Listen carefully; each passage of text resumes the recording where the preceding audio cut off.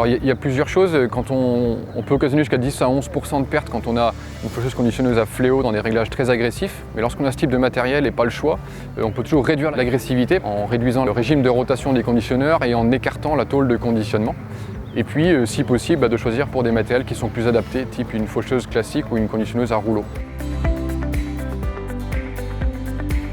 Pour le fanage et l'endainage, il faut être vigilant parce qu'une feuille de légumineuse sèche beaucoup plus vite, quasiment 2 fois plus vite que la tige, et du coup elle devient cassante. Et si on intervient en pleine chaleur sur des feuilles sèches, on risque de les briser et de les rendre non récoltables. Donc il faut plutôt intervenir soit sur un fourrage qui est encore humide, vers sitôt après la fauche, ou d'attendre le lendemain matin dans des conditions réhumidifiées par la rosée. Dernier levier complémentaire très efficace, c'est de réduire la vitesse des pièces travaillantes. En fait, c'est de réduire la vitesse, le régime de rotation et d'opter plutôt pour 350-400 tours minute plutôt que 540.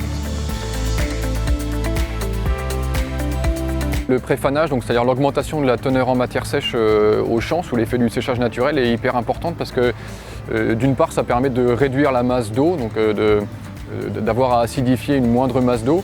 Et puis d'un point de vue sanitaire, ça permet aussi de limiter, voire d'éviter complètement le développement des butyriques et d'autres micro-organismes qui sont nuisibles.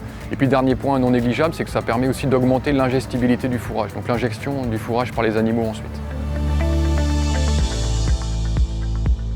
Le premier principe de base, c'est de déterminer le bon stade de développement par rapport à la valeur alimentaire qu'on souhaite et qui est déterminée par rapport on regarde de l'exigence des animaux qu'on a à nourrir ensuite. Donc en 1, le stade.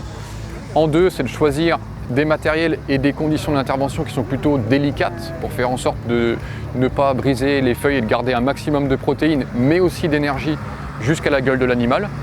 Et puis lorsqu'on est sur des formes humides, c'est de ne pas négliger l'effet du préfanage, c'est-à-dire de l'augmentation de la teneur en matière sèche pour tanner quelque part et préserver la qualité de la protéine, éviter qu'elle se solubilise.